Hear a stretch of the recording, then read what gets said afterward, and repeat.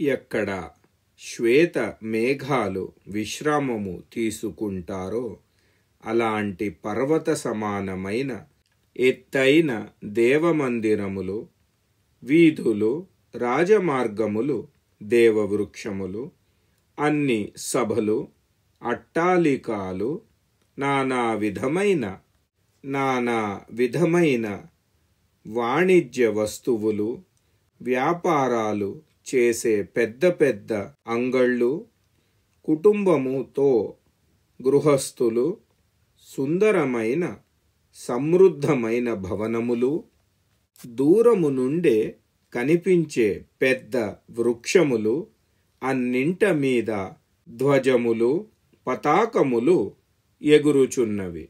చూడడానికి శోభామానముగా ఉన్నది అయోధ్యాపురి.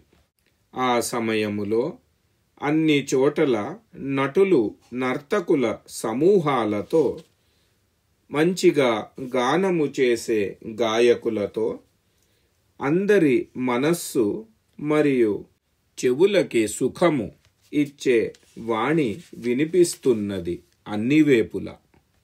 శ్రీరాముని రాజ్యాభిషేకము శుభ సమయమున అందరూ వీధులలో, ఇళ్లలో ఒకరితో ఒకరు శ్రీరాముని రాజ్యాభిషేకము గురించి చర్చలు చేసుకుంటున్నారు.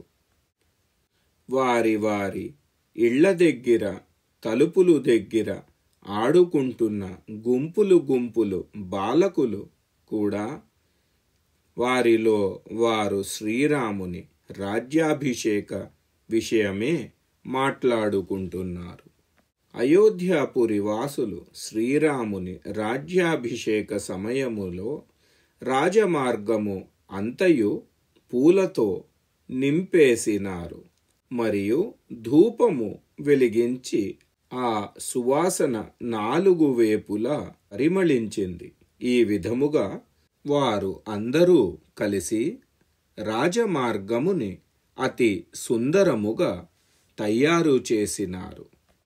రాజ్యాభిషేకము సమాప్తము అయ్యేసరికి రాత్రివేళ అవుతుంది అని శంక ఉండడముతో ప్రకాశము కోసమని పురవాసులు అందరూ రాజమార్గానికి 2 వేపులా వృక్షాలులా కనిపించే శాఖలతో దీప స్తంభములు నుంచోపెట్టారు. ఈ విధముగా అయోధ్య నగరము అంతయు అలంకరించబడినది. శ్రీరాముడు యువరాజు పదవి మీద అభిషిక్తము అభిలాష ఉన్న సమస్త పురవాసులు వీధులలో, సభలలో గుంపులుగా, అయోధ్యలో నివసించే పురవాసులు వీధులలో, సభలలో గుంపులుగా ఏకత్రులు అయినారు. పరస్పరముగా మహారాజు దశరథుని ప్రశంస చేసి ఈ విధముగా అంటున్నారు.